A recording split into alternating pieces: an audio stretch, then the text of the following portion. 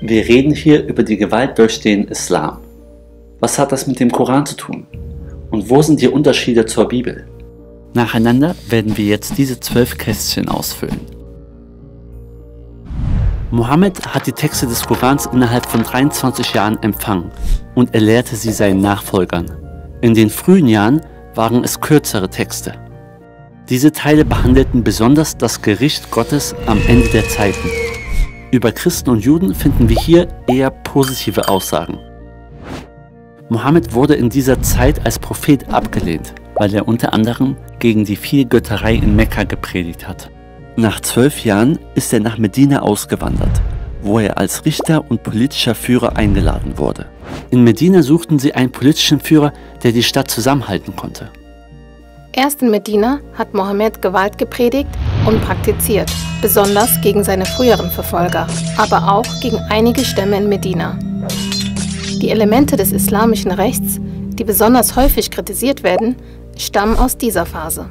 Viele Muslime rechtfertigen seine Kämpfe mit dem Hinweis auf seine Verfolgung. Mohammed hätte sich lediglich verteidigt.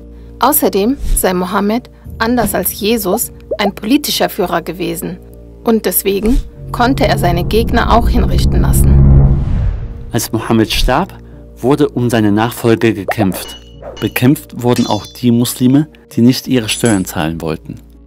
Zudem stellten die islamischen Gelehrten der ersten Jahrhunderte Mohammeds Offenbarung in Medina über die frühere Lebenspraxis in Mekka, zum Beispiel in Bezug auf Gewalt. Sie nannten es Abrogation, auch wenn sie uneinig waren, was alles abrogiert wurde. Das hieß zum Beispiel, die früheren friedlichen Verse seien für die Lebenspraxis der Muslime nicht mehr gültig. Die späteren, zur Gewalt aufrufenden Verse wären gültig. Die folgenden Jahrhunderte gab es verschiedene Phasen der Ausbreitung des Islams. In manchen Gegenden geschah es friedlich, zum Beispiel durch Handel, in anderen aber durch Krieg.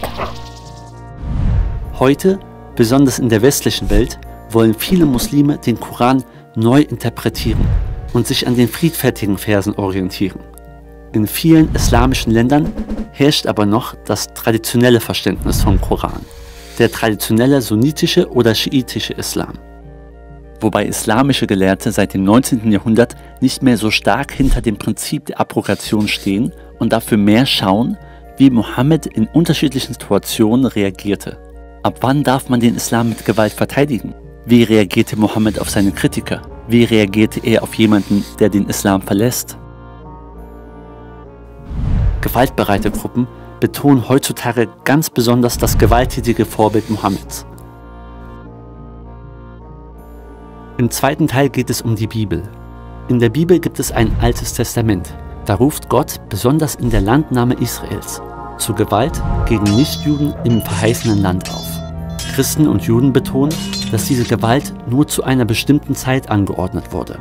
Nicht mit dem Ziel, die ganze Welt einzunehmen, sondern mit einer geografischen Beschränkung. Sie war unter anderem eine Strafe für die dort lebenden Völker, weil sie schrecklichen Götzendienst mit Menschenopfern durchführten. Gott hat diese Strafe lange angedroht. Zudem sollte Israel sich nicht mit anderen Völkern mischen, damit es nicht die Götter anderer Völker anbetet.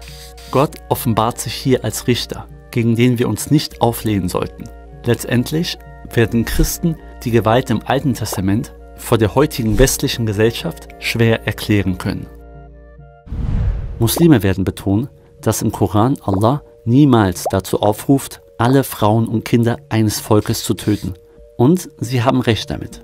Übrigens haben auch die Gewalttaten einzelner Propheten im Alten Testament gewisse Ähnlichkeiten mit dem, was Mohammed laut seiner Biografie praktiziert hat. Mit dem Messias beginnt das Neue Testament. Das Vorbild des Messias steht weit über allen anderen Propheten, im Alten, aber auch im Neuen Testament. Jesus heilt Menschen, er lehrt sie, er antwortet nicht mit Gewalt, als er bedroht wird. Am Ende ist er sogar bereit, sein Leben zu geben. Jesus predigt vom Gericht Gottes am Ende der Zeit und er beschreibt, wie Gott Gewalt anwendet. Jesus hat aber zu seinen Lebzeiten niemandem Gewalt angetan. Im Gegenteil, er hat sogar einen Soldaten, der ihn gefangen nehmen wollte, geheilt und seinen Feinden vergeben. Die ersten 300 Jahre haben Nachfolger Jesu, zum Beispiel die Apostel, keine Gewalt angewendet. Sie sind jedes Mal geflohen und wurden verfolgt. Die ersten Gläubigen haben jeweils unter Christen und Muslimen einen hohen Vorbildcharakter. Doch in der Gewaltfrage unterscheiden sie sich enorm. Nach den ersten Jahrhunderten hat sich die Kirche in der Gesellschaft etabliert, teilweise mit dem Staat verbunden. Und das Christentum hat sich immer mehr durchgesetzt. Oft geschah das friedfertig, mit der Zeit kamen aber mehr politische Druckmittel hinzu. Die Kreuzzüge waren gewalttätig, aber fast alle Christen lehnen diese heute entschieden ab. Für die überwältigende Mehrheit der Christen heute sind die Gewalthandlungen im Alten Testament kein Vorbild für ihren Umgang mit Gewalt in ihrer Lebenspraxis. An dieser Stelle möchten wir dich, ob du dich als Christ oder Muslim verstehst, dazu aufrufen, den Lehren des Messias zu folgen. Der sagte einmal: Steck dein Schwert weg, mein Reich ist nicht von dieser Welt. Wäre mein Reich von dieser Welt, würden meine Diener kämpfen, aber mein Königreich ist nicht von dieser Welt. So lautet unser Ergebnis. Die Frage, wie viel Gewalt finden sich im Koran und in der Bibel, beantwortet nicht die Frage nach der Gewalt heute. Es hilft hier nicht weiter, wenn man nur die Anzahl der Texte erfasst, in denen über Gewalt gesprochen wird. Wenn zum Beispiel ehemalige Muslime verfolgt werden, hat das natürlich auch mit Politik, Armut und Arbeitslosigkeit zu tun.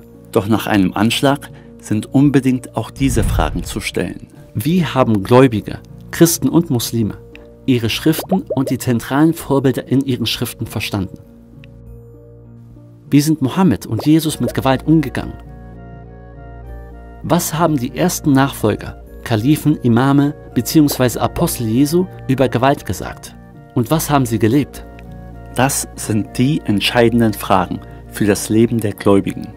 Wenn aber Atheisten und Humanisten die Bibel mit Gewalt gleichsetzen, verwischen sie den entscheidenden Unterschied, nämlich, dass Jesus der Messias zur Nächstenliebe gegenüber allen Menschen aufruft, selbst gegen seine Feinde.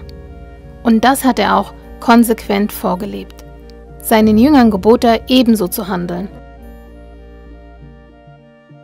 Was hältst du von diesem Unterschied?